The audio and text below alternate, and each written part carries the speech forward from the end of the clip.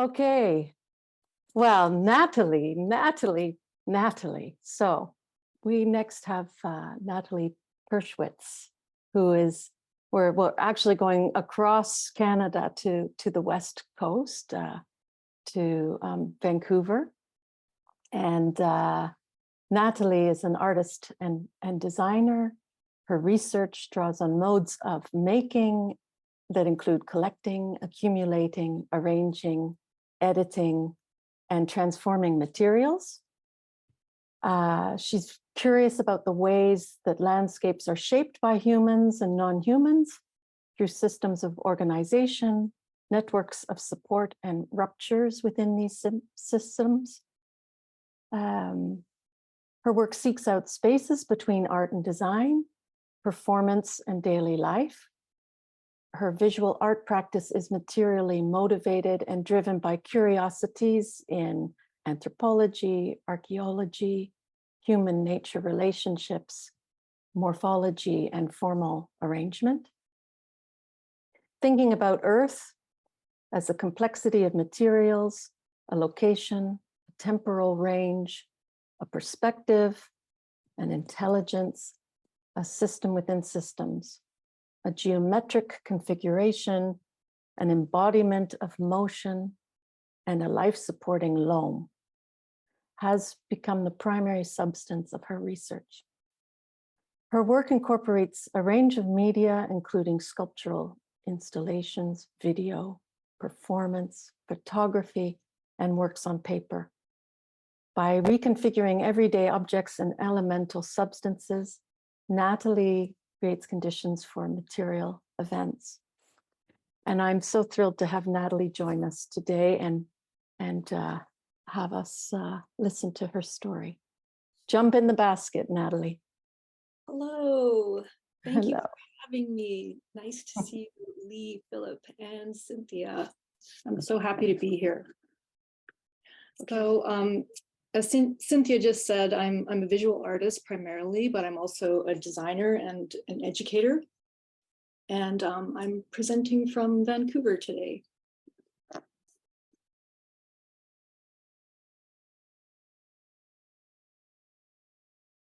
So I just have to move some things around. Okay. I am obsessed with the how-to genre, always seeking some sort of manual, handbook, or guide that will prescribe something, tell me what to do, how to be. My partner Stuart gave me a compass as a gift. A compass is not difficult to use. What is difficult is having everything you need at the moment you need it. It's like having an emergency kit on your person at the moment the earthquake strikes. In order to triangulate your position if you're lost, you need a compass, a map of the area, a pencil, and 3 identifiable landmarks. The tools are quite straightforward. The more challenging part is to identify 3 landmarks that you recognize. What if you are out at sea and there is only one long horizon all the way around you, that same perfect line dividing sea and sky day after day? What if you are lost in a conceptual landscape, groping and grasping for something, anything to hold on to? And what if you don't even know what you're looking for? Is there a Venn diagram for that?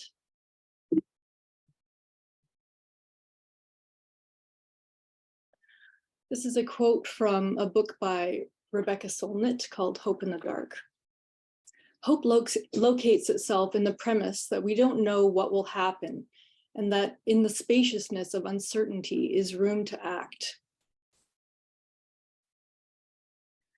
I am confronted daily, hourly, with new accumulations, mess of lunch, piles of notes, interesting alley finds, camera gear and electronics, recyclable materials, tools, experimental fabrications, socks. This is the layer of the crust that I'm calling dirt. I became interested in dirt at the beginning of the pandemic, what it is, where it comes from, what it does. Then after about a year, I realized that I'd been using this term dirt in too general a way. I'd come up against it a few times. Dirt is considered to be a four-letter word among soil scientists. It suggests filth and inorganic grime, something offensive. A few people had suggested to me to try substituting the word soil for dirt. But if dirt is the negative space in this figure-ground relationship, I would argue that the word soil optically pops in the opposite direction, having an almost moral association with health and growing vegetation, life support.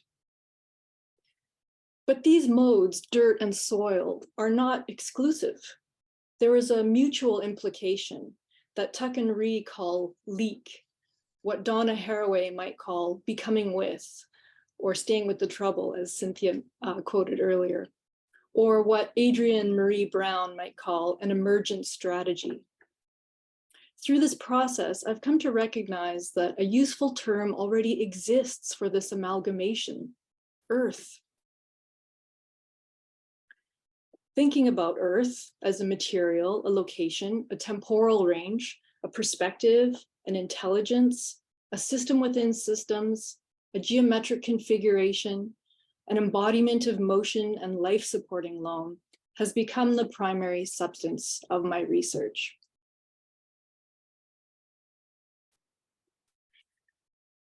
Glaciers often come to mind as a metaphor. They're geologically slow-moving bodies, collecting, carving, shaping, dragging, witnessing, transforming and discarding, compressing time into knowledge.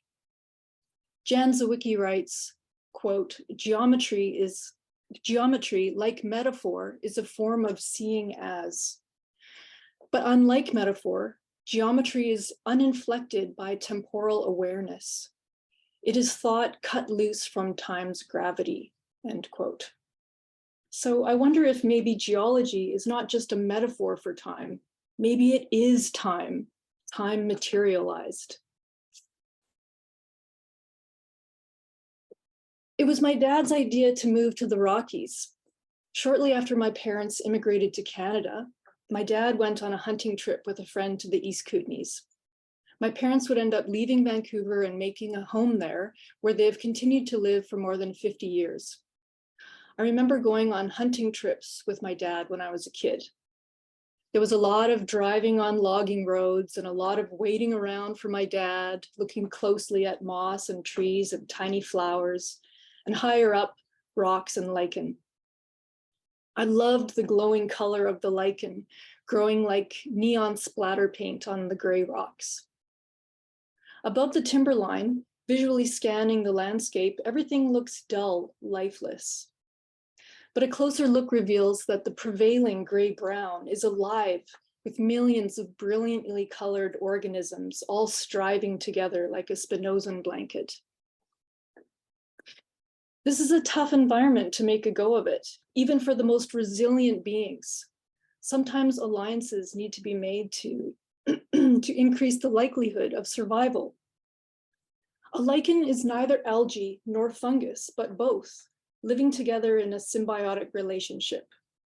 Together, they can flourish in an environment that would be perilous to either one as separated individual species. The algae photosynthesizes light, while the fungus draws minerals from the substrate that they live upon. Tightly bound together in this matrix, they help each other gather the nutrients they need to survive an occasionally harsh world. Sometimes I wonder if another name for this is love.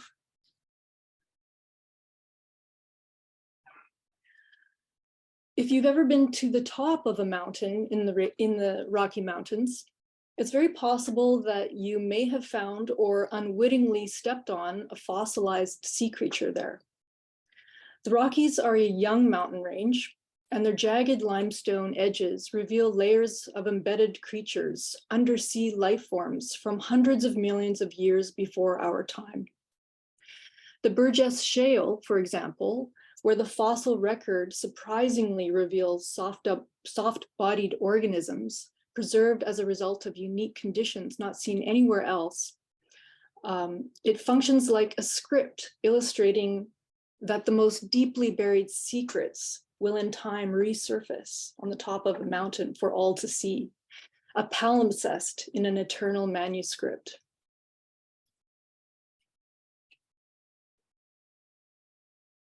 In the Japanese language, to be a teacher, sensei, garners much respect, even reverence. And for this reason, one would never refer to themselves as such. Rather, there's a more modest term, kyoshi, that a teacher would use to describe their own role. To say that I'm an artist gets caught in my throat these days. It is somehow less obstructive to think of myself as a kind of translator. Holding things up next to each other to be compared, I try to make legible the inconspicuous relationships of the small or the mundane. My offering is like a pair of sunglasses with a very personalized tint. The tint was not invented by me, but rather imperceptibly brushed on layer after layer over the span of my life by my family, friends, community, ancestors, my location, the media, educational institutions, art, architecture, observations, traditions, and invisible forces. When you put my sunglasses on, you will add your own filter, but because the change is so sudden and not built up over your entire life, possibly, hopefully, you will recognize my work as something new and shiny, something that can be added to your collection of meaning-making shards. In Ursula Le Guin's story, Acacia Seeds and Other Extracts from the Journal of Thorough Linguistics, she describes a future world when texts written by non-human animals have become legible. Ants write on acacia seeds, dolphins write by swirling water into bubbles, and penguins send subtle signs through fluctuations in body temperature. The responsibility is left to the humans to decipher these languages in order to gain a deeper understanding of the world. The writing existed all along, but the humans did not have the sunglasses they needed to be able to see it.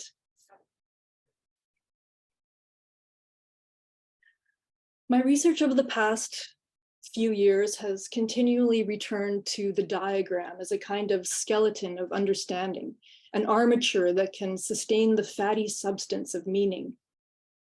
I've been curious about these moments when a drawing flickers with legibility, like a fossilized sea creature that glimmers with wholeness from a sudden discernible faint shadow of a soft underbelly.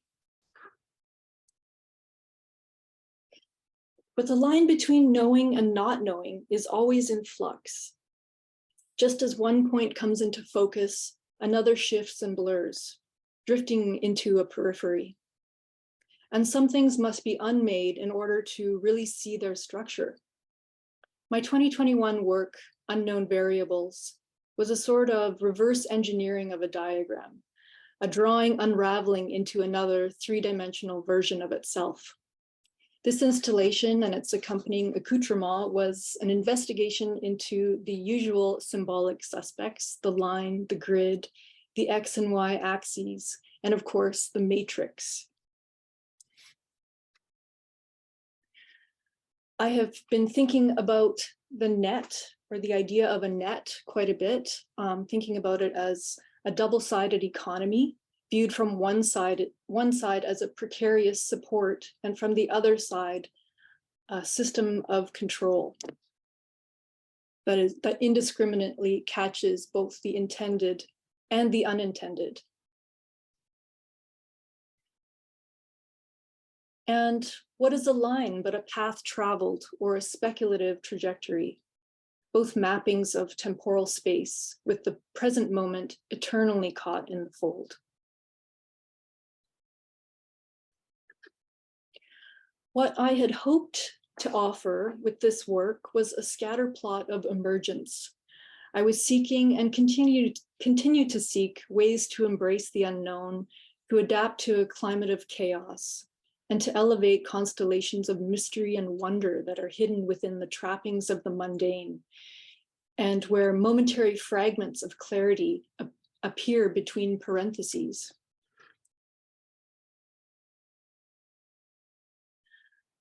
My current research has me thinking about material transformation, invasive species and their potential use value, and how materials, plants, animals, and other beings are imprinted across time.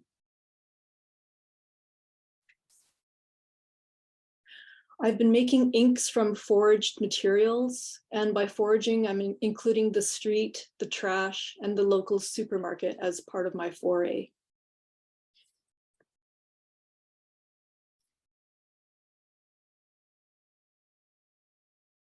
We are all stardust, the same stuff being recycled over and over, returning in a new shape, a new form.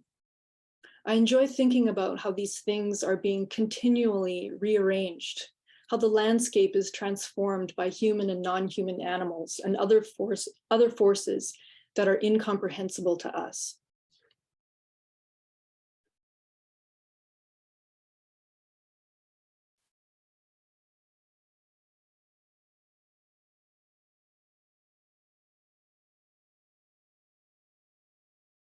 And just to give an example, these are a couple of drawings that I made using inks in quotation marks of stinging nettle, black tea, hibiscus flower, chlorophyll, onion skin, and arbutus bark. And then with a bit of aquarelle pencils overlaid on paper.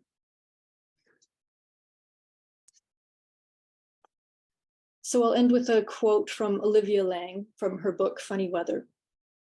We're so often told that art can't really change anything, but I think it can. It shapes our ethical landscapes. It opens us to the interior lives of others. It is a training ground for possibility. It makes plain inequalities, and it offers other ways of living.